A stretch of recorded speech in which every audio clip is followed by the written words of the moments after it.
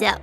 Welcome to Tales Tomorrow. I'm Morrow, this is Mary. We got some RPG horror stories for today. I've seen the comments, questions regarding asking about mine and Mary's dynamic. What is our, relationship? What is our thing? What is our shtick? Mary, would you like to answer that? My husbando.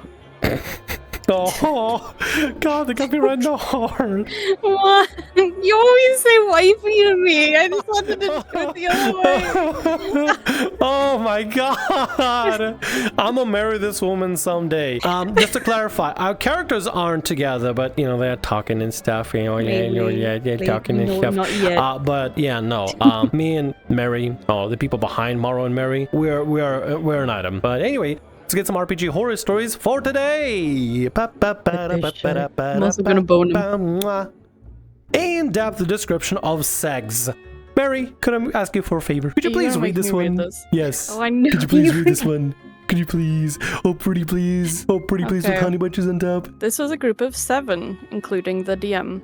This is mostly about the DM and one of the other players. Her code name will be Nancy. So DM and Nancy are married, and this is everyone else's first ever D&D game. So Nancy is playing a roughly 17-year-old character, and there is this NPC who is at least in his late 30s that we have to go to get information. And it's been about a year into this game, and this NPC and Nancy's PC have been a little flirty this whole time, which weird, but whatever, that's how those two were all the time, and then we're rolling really bad rolls to try and get this information out of this guy, and I don't really remember who suggested it. It's been a good few years when Nancy's character decides to start hardcore flirting, and then the DM starts describing in-depth the seggs they have. Not the seggs. It's been a year since we out of character started this game, so technically I guess you could say this character was now 18. It was really weird and no one else at the table hadn't consented to hearing that because they couldn't. Because everyone else at the table, besides DM and Nancy, who were both in their 40s, was a child ranging about 5 to 14 years old. Yeah, no.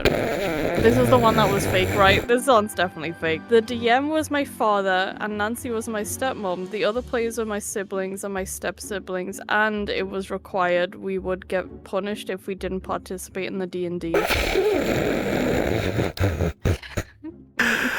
We'll let you know right now. There's more. Hold on. There's more? It's not like we would be looking at screens if we weren't doing D&D. We wanted to go play outside. We wanted to play tag. We wanted to go over to the neighbors and play. The sessions would last 7+ hours with minimal breaks. If we weren't fully attentive, we would get punished. If we needed to go to the bathroom or we're hungry, we'd be punished. The youngest was 5 years old at the beginning of the game. That's absolutely not an appropriate expectation for children. This was my first ever D&D game. It took me years to finally try to go play again because as a kid, I remember liking the concept, but everything else was awful. Some of my siblings refused to even talk about D&D or entertain the idea of them playing any TTRPG, and I don't blame them. I now play semi-regularly and have separated the game from that awful experience, but it's safe to say I have since cut contact with my father and my stepmom. Now, full disclosure, if you go to the comments of this post, everybody is saying, I refuse to believe it's true. So, I guess that we can all play together a little bit of a game. Is this true or is it false? Mary, I'll let you go first. True It's BS. or false? You think it's false? No, it's BS. Why do you think it's definitely false? BS. Just the way it's worded. It was like, oh, we couldn't go play, and it took years for me to finally go out and play. It's like, what do you want? It's so dumb. I don't know. It just sounds so. It doesn't sound real. I don't think it's real. Yet there's probably families out there who play D&D together. I know there's a few because that's how some kids get into it. Yeah. But not like where like their mom and dad are using D&D, play it with each other with the kids watching, and they're probably saying weird stuff. Like no, The you seggs. you wouldn't do that. Yeah, you in front of a 5-year-old. No. There's no way that's true. Yeah. I hope not anyway. I think it's false. You know what got me? When they said we were forced to play for 7 hours. No parent would force you to play D&D watching roleplay seggs for 7 hours. And if they do, they'll probably got caught by Child Protective Services. CPS would not allow this sort of thing. I'm sure if the kid come over to class and teacher was like, "What's wrong, Billy? You look very tired and traumatized." traumatized. My parents made me watch them do roleplay D&D seggs last night. I'm sure that Child Protective Services will be phoned immediately. So I personally think this is false. Or there's a lot of details here that aren't mentioned in particular that are missed out like crazy. But the part about like if you were hungry, would get in trouble. If you were tired, would get in trouble. 7 hours to play D&D. God forbid a child used to go to the bathroom with a tiny little bladder, or gets hungry because mommy, it's dinner time. Nah, that's bullshit. 100%. But comments, what do you think about this story? Let us know in comments below. Who is ready to gamble? Who's ready to gamble in this one? Also, we have no idea if that's actually true or false. I mean, it's RPG horror story. They all could be false. They all could be true. We don't know. If you scroll down further, I think the one who wrote the story responded to some people. Yeah, they responded to it and they said, genuinely, I wish. I don't blame you for not believing me, and I totally get why you think I was lying, but I'm not. I wish I was. You could be saying that like, oh no, it's definitely true. Trust me, bro. But all you get is just to trust me, bro. So I don't know how like credible this OP is, but whatever. At the end of the day, we're just playing a little fun game. So let us know in the comments below whether you think this story is true or false. We're gonna get to the next story for today. AITA hole for not letting a club member back into the club after they left. I know in a general area in the story, I'm not the a-hole, but I just want to know if I was being a dick in the beginning. That was a few years ago in high school, and it's been weighing on my mind recently. Back when I was a freshman, I had been and still are really into Dungeons & Dragons, and the D&D club back then had disbanded mid-year over social conflicts in the club. And that's where the club members, let's call them Cindy, come in. Cindy was an acquaintance since middle school, but since almost no friends and I had went to my high school, since I was cross-city from where I previously went, she became my only friend. We joke about comics and things we're interested in. One of the comics we both read had D&D in it, and Cindy became interested. Awesome! The more people playing, the better. Cindy found the D&D club at my school and joined it. I was content just hearing about it since I just didn't jam with the other members personally. When it disbanded, I found the opportunity to take it over just so Cindy could play D&D. Because I've been playing D&D for a few years, therefore I knew more. I was the DM and president even though Cindy was last surviving member. I was conflicted about doing that but college transcript and she seemed fine with the arrangement. I found a member that could join and the club grew from word of mouth. The problem really started after Cindy transferred schools. I knew that after that she probably wasn't allowed in the club officially, but we still let her come to a session and play since we did it online on Discord over the weekend. Few months of blissful sessions and then all hell broke loose. We finished the campaign, we're making characters for the next one over a few weeks as I prepared. Cindy DM'd me privately how she wanted her character to actually be a ghost, but for the rest of the party doesn't know, even the actual players. I didn't like that much since I preferred full transparency between players, but I let her do it anyway, since she was still a beginner who would grow out of it. I wanna say that's a joke right there. Ghost, transparency, you know, spooky, scary, hardy, har. Full transparency with the players, but she was a ghost, so she was semi-transparent. Ooh. Anyway, sorry, dumb joke. Let's continue. Little did I know that Cindy meant by ghost was god that's immune to almost every type of damage. One of my players was looking at the other character sheets on D&D Beyond and saw that she changed everything on character to be massively overpowered. She did this without telling me.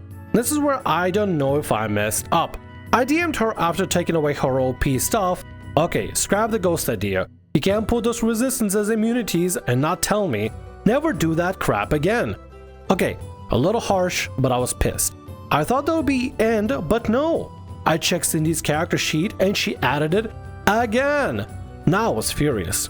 I posted to the group without singling her out that if they're going to do something again after I tell them not to, they can leave. So she left. No, I'm sorry, no, my bad. Just left. I was fine with that. She may have been the OG member technically, but she still broke a rule I'd said and left on her own accord. Then she left a final note. Summary is, I hurt her so bad, she has no will to live, and for me to go to hell. End of the story? Nope. For the next 2 weeks, she kept DMing and harassing me and members to get back to the group because she needs story ideas to write her own book. Basically taking the stuff I create and saying it's her own. Obviously, I don't, since she has now disrespected me and my players, but I wonder if it's not so obvious and I'm really the a-hole here. There might be more to this, and there's still going to be reading more. But you telling her never do that again, I think more DMs need to do that. More DMs need to have the balls, the cojones, the metaphorical balls or physical balls, doesn't matter. You can have lady balls, I don't care. You need to have the gusto in order to tell a player no, especially if they're doing something really bad, like changing up the character sheets just to make themselves overpowered, to give themselves overpowered magic items on D&D Beyond. If they're adding stuff to the character sheet and you catch them doing it, you need to tell them, no, don't do that again. Don't ever do that again. So you know what? I appreciate OP for actually going out of the way. I know they did it in a fit of anger and a little bit being, you know, angry and mad and stuff, but the fact that you told a player no, a problem player no, is already a good start. We need more DMs that shouldn't be afraid to tell a player no. As a DM, it's your right to tell the player no, especially if they're doing this. They're clearly ruining the game for everybody and your campaign, so that's why you gotta tell them no. Her leaving on her own accord is all well and good, but of course she's gonna try to do that to try to manipulate you, because then she's coming in, snaking her way back to you and saying things how you hurt her so bad. She has no will to live and for you to go to hell. She's basically blaming her own decisions on you, even though she could have just done this one thing and just not do any of that. When you told her no, she didn't listen. So then you made the post not to single her out. She decided to leave her own accord, but he chose to try to manipulate you in some way, in some capacity, because conniving individual, I don't know, honestly, a kind of person that doesn't care for what you want. They just care about what they want to do. If their character can't be overpowered, then I guess go to hell, DM. So let's see how this is gonna end up. Hopefully you didn't let her in. I don't think you're the a-hole here in the sliders, but it is an Am I the a-hole post, so things could change. OP could actually do something absolutely awful that makes him kind of the a-hole. Let's find out. Okay, now the full story beyond that, because it gets even crazier. She starts coming to my school, stalking me, trying to get let back in. I had a friend that went to the same school Cindy went to, and she knows her as well, but doesn't like her, so she told me that she got word that Cindy was coming to my school. I started freaking out. That was so weird and creepy and ugh. Now, she knew exactly what room the club met during the school week, so before school started, I went to the room to tell the sponsor that I wouldn't be meeting there this week. And lo and behold, she was already talking to him. I ran out of there as soon as I could because I don't know if she would bring a gun to school or not, since she was becoming increasingly unstable in the DMs that she just sent. A bunch of stuff happened in between, but this story is already too long. So if anyone really wants a scoop, I'll edit it later. But the story finally ends when I report her to the dean to talk to her school dean, and she disappeared from any trace of my life. Seriously scared the crap out of me.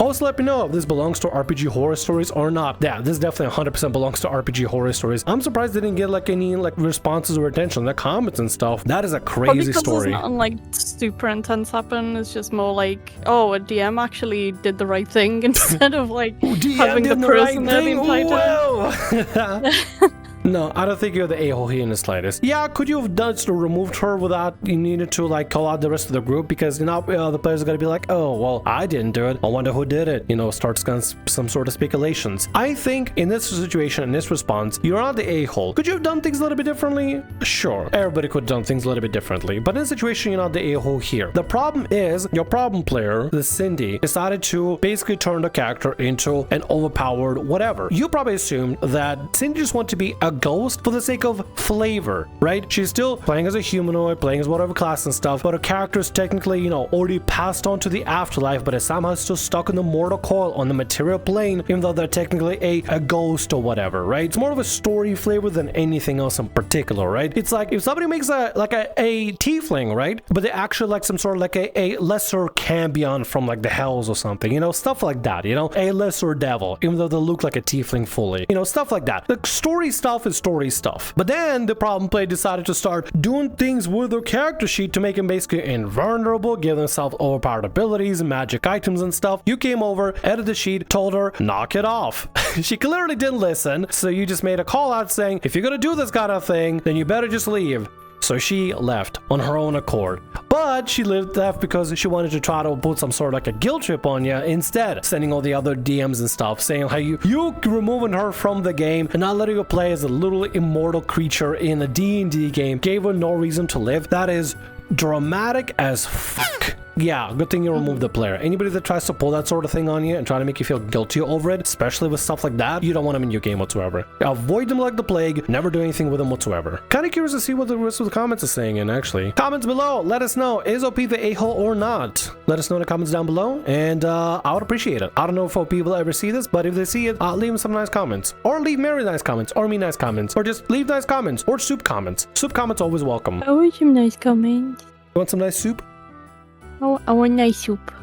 Leave Mary some nice soup in the comments. And with that, that's going to be all our stories for today. I want to thank you very much for watching, and thank you so much for being here. If you like what I do, consider subscribing to the channel and leaving a like. Also, if the RPG Horror Stories ever goes down, or if you want to submit your own personalized horror story, email is down in the description below. I'll see you again in more Tales Tomorrow.